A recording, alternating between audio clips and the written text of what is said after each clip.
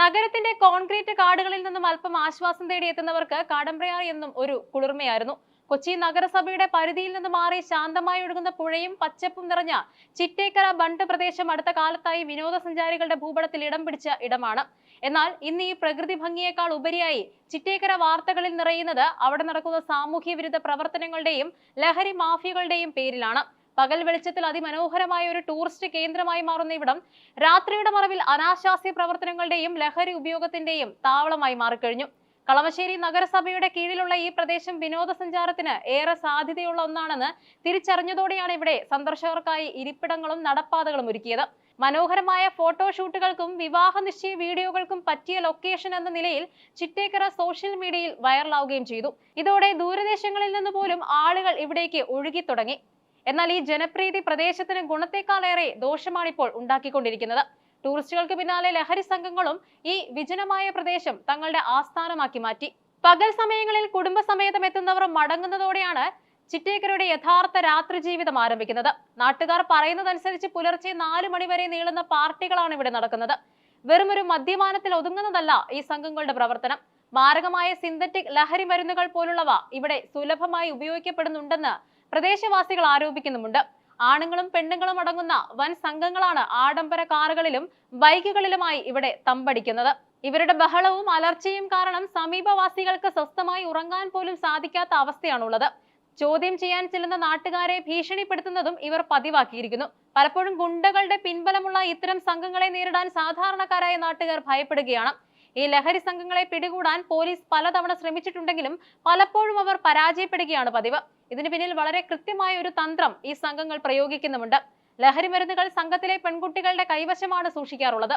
Police പരിശോധനയ്ക്കെത്തുമ്പോൾ പുരുഷന്മാരായ പോലീസുകാർക്ക് സ്ത്രീകളെ ദേഹപരിശോധന നടത്താൻ നിയമപരമായി സാധിക്കില്ല. വനിതാ പോലീസിന്റെ അഭാവം മുതലെടുത്ത് ഇവർ വളരെ എളുപ്പത്തിൽ രക്ഷപ്പെടുകയും ചെയ്യുന്നു. രാത്രികാലങ്ങളിൽ ഇവിടെ പെട്രോളിങ്ങിനായി വനിതാ പോലീസുകാരെ കൂടി ഉൾപ്പെടുത്തിയാൽ മാത്രമേ ഈ ലഹരി മാഫിയയെ വേരോടെ പിഴുതെറിയാൻ സാധിക്കൂവെന്ന് നാട്ടുകാർ ഒരേ സ്വരത്തിൽ പറയുന്നുണ്ട്. പരിശോധന നടക്കുമ്പോൾ ലഹരി വസ്തുക്കൾ പുഴയിലേക്ക് എറിയുന്നതും ഈ സംഘങ്ങൾക്കിടയിൽ പതിവാണ്. ലഹരി ഉപയോഗത്തിന് പുറമെ പ്രകൃതിക്ക് വലിയ രീതിയിലുള്ള ആഘാതമാണ് ഈ സംഘങ്ങൾ ഏൽപ്പിക്കുന്നത്. ഓരോ ദിവസവും രാവിലെ പ്രദേശവാസികൾ കാണുന്നത് മനം മടുപ്പിക്കുന്ന കാഴ്ചകളാണ്. പുഴയോരത്ത് നഗരസഭ സ്ഥാപിച്ച ഇരിപ്പിടങ്ങൾക്ക് ചുറ്റും ഭക്ഷണ അവശിഷ്ടങ്ങളും പ്ലാസ്റ്റിക് മാലിന്യങ്ങളും ചിതറിക്കിടക്കുന്നുണ്ട്. എന്നാൽ ഇതിനേക്കാൾ ഗൗരവകരമായ കാര്യം മദ്യക്കുപ്പികളും ഉപയോഗിച്ച ഗർഭനിരോധന ഉറകളും സിഗരറ്റ് കുറ്റികളും അവിടെ സുലഭമായി കാണപ്പെടുന്നു എന്നതാണ്. പുഴയിലേക്ക് മാലിന്യങ്ങൾ വലിച്ചെറിയുന്നത് കടമ്പ്രയാറിലെ ജൈവ വ്യവസ്ഥയെ തന്നെ ദോഷകരമായി ബാധിക്കുന്നുമുണ്ട്.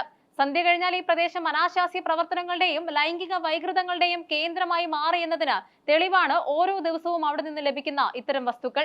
തങ്ങളുടെ മക്കൾ വളരുന്ന ഒരു പ്രദേശത്ത് ഇത്രയും മോശമായ കാര്യങ്ങൾ നടക്കുന്നത് കണ്ട് നിൽക്കാൻ സാധിക്കില്ലെന്ന നിലപാടിലാണ് ചിറ്റേക്കര നിവാസികൾ. പ്രദേശത്തെ ലഹരി ഉപയോഗം കുട്ടികളെയും യുവാക്കളെയും വഴിതെറ്റിക്കുമോ എന്ന പേടി അവർക്കുമുണ്ട്. പലതവണ പരാതികൾ നൽകിയിട്ടും നടപടികൾ പേരിന് മാത്രമായി ഒതുങ്ങുകയാണ്. പ്രദേശവാസികൾ മുന്നോട്ട് വെക്കുന്ന പ്രധാന ആവശ്യങ്ങൾ ഇങ്ങനെയാണ്.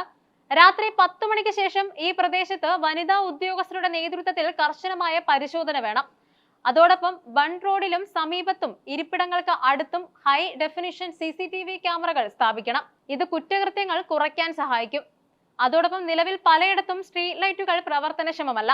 പ്രദേശം എപ്പോഴും വെളിച്ചമുള്ളതായി നിലനിർത്തുന്നത് സാമൂഹ്യ വിരുദ്ധരെ അകറ്റാൻ സഹായിക്കും.